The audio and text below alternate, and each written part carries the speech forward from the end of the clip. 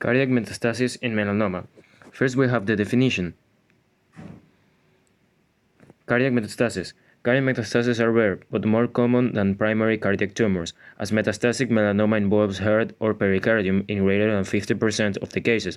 Although cardiac metastases are rarely diagnosed ante-mortem because of the lack of symptoms, it is defined as the propagation of a tumor to any part of the heart, such as epicardium, myocardium, endocardium, and also its cavities as well.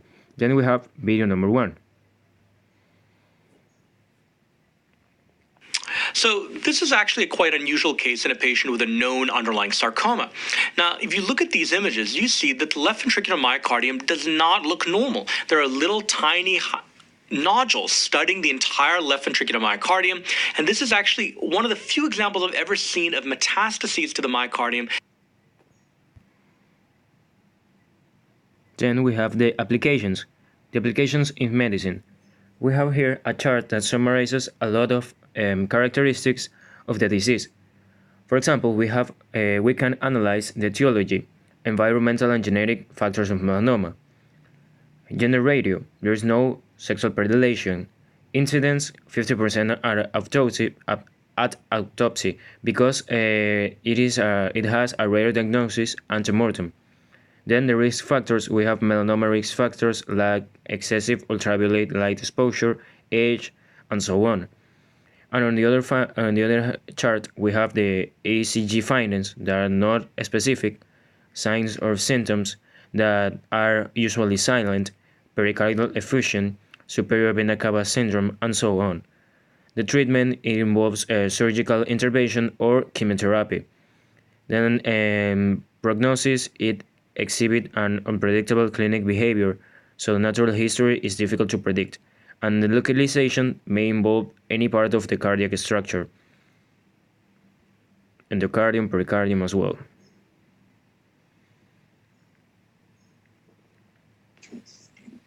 You know this is a heart because it looks like myocardium. And to prove that, we will show you that we have cells with striations and intercalated discs in which the nuclei are centrally located and relatively square. This is all classic for cardiac striated muscle. Can we find better striations for you if you're not 100% convinced yet? Well, I see some along here, and perhaps you can also, these little cross striations. You can see the intercalated discs very nicely, can't you? Well, let's not lose the forest for the trees and just look at the overall picture again. We know this is all fairly nice myocardium. You know this is subpericardial fat because that's where you have all the large blood vessels. In addition, you have a pericardium out here. This pericardium looks a little thicker than it normally does. And in this area, it not only looks thicker, but it looks like it's kind of fibrosed or plastered directly onto the myocardium there. So let's go a little bit deeper and try to figure out why. Well, it's inflamed. There's a lot of chronic inflammatory cells out here. There's a lot of proliferating blood vessels, so maybe it's organizing inflammation as well.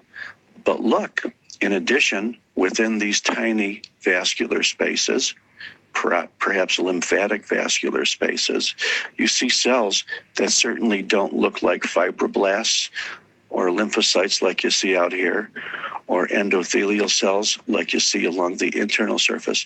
They're big and dark and irregular, almost looking like glands. This is metastatic adenocarcinoma. And this is metastatic adenocarcinoma to a pericardium.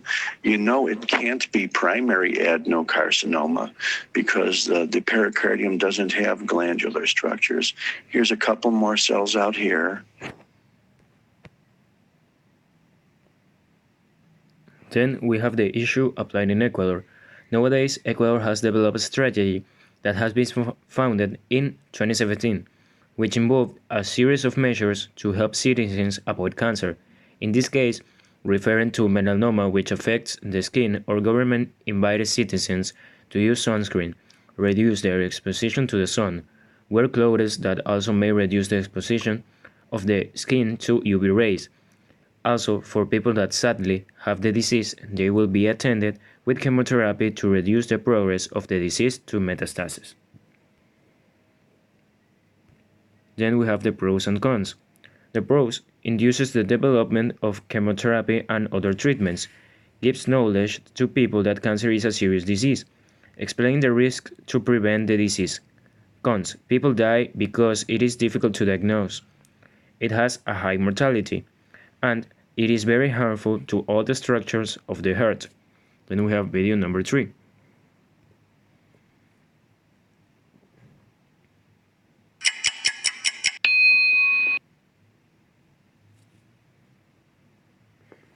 In selected patients with melanoma, tumor resection is accompanied by sentinel lymph node biopsy.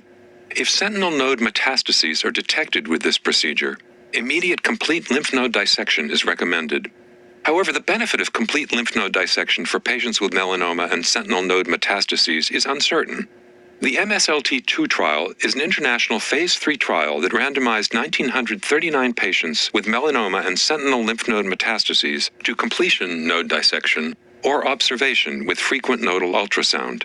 Patients randomized to the observation group underwent completion node dissection only if they had a clinically detected nodal recurrence. The primary endpoint, melanoma-specific survival, was not significantly different between the two groups. After adjustment for known prognostic variables, the hazard ratio for melanoma-specific survival in the completion node dissection group, as compared with the observation group, was 1.08, which was not statistically significant. Over the median follow-up of 43 months, a statistically significant difference in adverse events was noted between the two groups. 24% of the patients in the completion node dissection group had lymphedema, as compared with 6% in the observation group. The authors conclude that immediate completion node dissection, as compared with observation, did not improve melanoma-specific survival in patients with sentinel node metastases.